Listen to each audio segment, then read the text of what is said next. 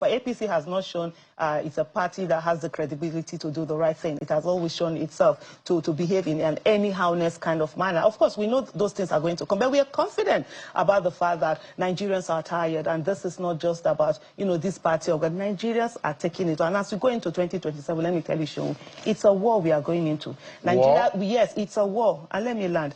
We are fighting for our lives. We are fighting for the soul of Nigeria. It is no longer business as usual. It is now business unusual. We are not going to sit back where some people think that they have the monopoly of anyhowness or madness.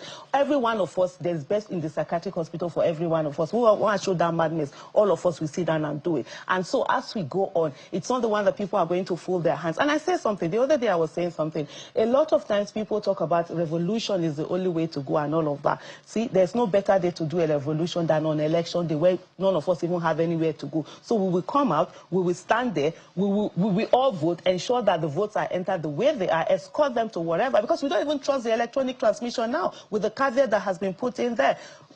When there was even a caveat, they didn't do it, talk less of now that they have a caveat and a whole lot of things. But like I said earlier, it's a war where Nigerians are fighting for their lives and also for the soul of the There are those who will say, God forbid a war.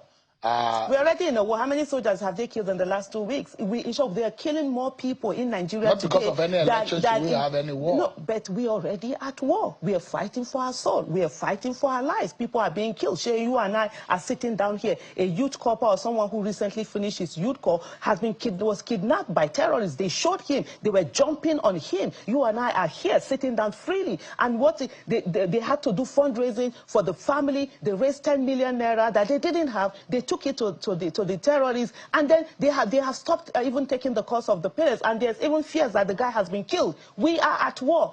Let's not pretend that we are sitting here and we can drink coffee and eat and wear and sit in air-conditioned this thing. This nation is at war. They're killing more Nigerians, killing more of our military. A major general was killed a few days ago, more than people who are actively in war. So let's call a spade and not a garden implement. But the question, what I'm trying to correct is for the idea about war in this election. It's a war. We are fighting for our lives and the soul of Nigeria. So that's how the ABC is seeing this election as a war. That is how it is. That is how Nigerians are saying it. You know the implication of that. That is how when Nigerians are saying it. We are fighting for the soul of this nation, and we're fighting for our lives because we are being killed now. We are in war, and this war is for us to save ourselves and save our country. And so citizens are looking at it from that point, and citizens are going into 2027 saying it's not going to be business as usual. It is going to be business unusual. Who is the antagonist and who is the protagonist in this war you are describing? You know where it is. Nigerians are the ones who are saying they're fighting for their lives, and they will do everything to protect